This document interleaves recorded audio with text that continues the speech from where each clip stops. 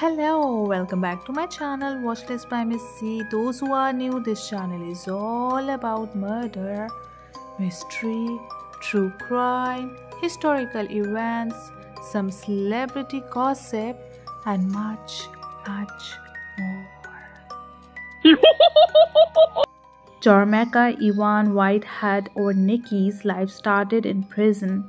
Her mother was doing time for drug possession at that time. Nikki then stayed with her grandmother. When she turned 17, she found that she is pregnant with twins.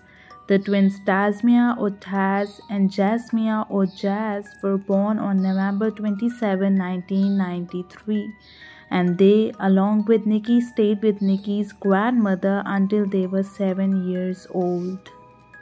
In 2000, Nikki was 25 years old at that time, and she started dating Robert Head, a truck driver who was 30 years older than her.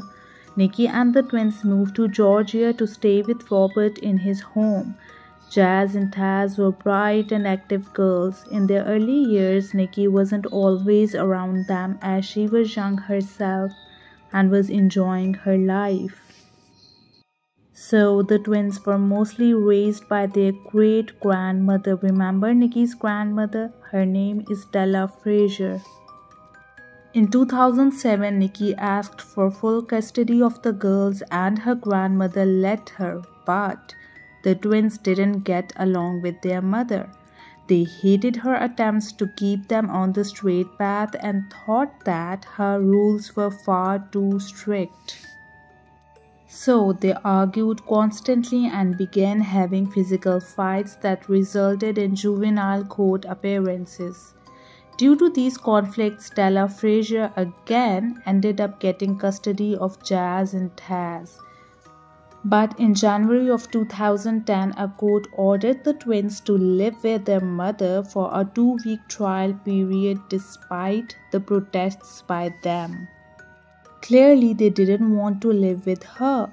On January 5th, the twins returned to their mother's home, and on January 13th, they claimed they found their mother dead in the bathtub at their home in Georgia, which she still shared with Roberts. Remember the truck driver?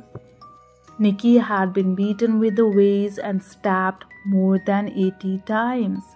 The medical examiner determined that Nikki's death was a crime of passion, and therefore the culprit was someone who knew her closely. The two girls acted panicked and distraught, and they told the detective that Nikki's boyfriend Roberts is responsible for her death because she was cheating on him and he found out, so he killed her. But after questioning and DNA testing, police cleared Roberts as a suspect.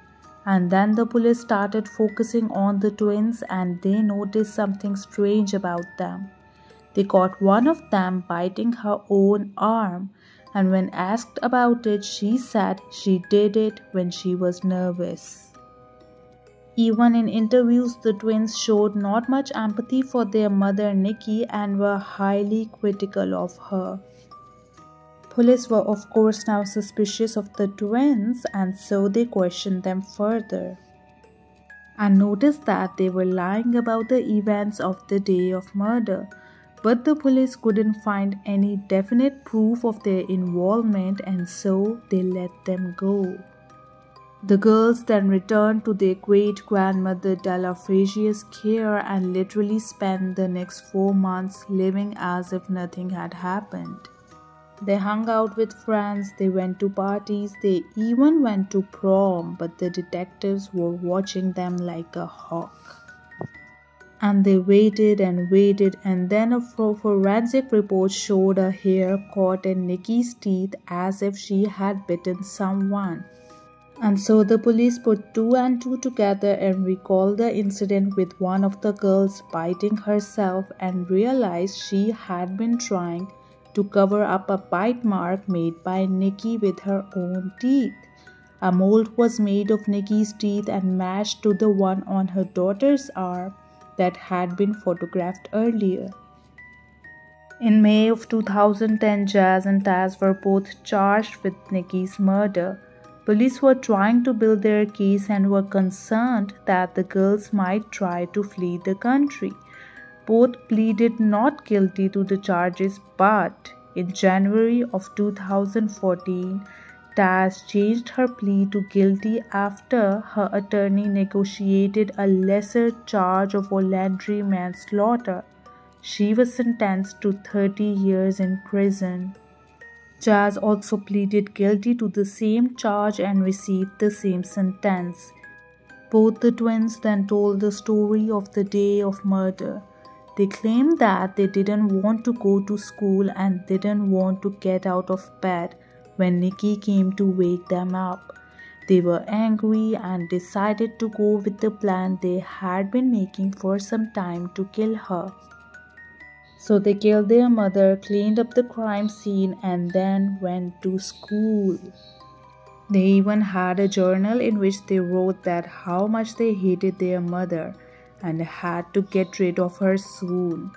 There was a bloody path outside the home that looked as if Nikki had tried to get away but was dragged back into the house. It said that she even made to the neighbor's house because the man next door told the police that he recalled someone yelling outside that morning, and the doorbell had rung but he was in bed at the time and ignored it. The girls dragged their mother inside, smashed a vase over her head, and began stabbing her with a kitchen knife. They then dragged her to the tub and left her for dead. They were sent to 2 different prisons. Taz is serving her sentence at Pulaski State Prison and Jas is at Arundel State Prison, and they both are eligible for parole. Like, subscribe, comment and share with your friends and family. Thank you.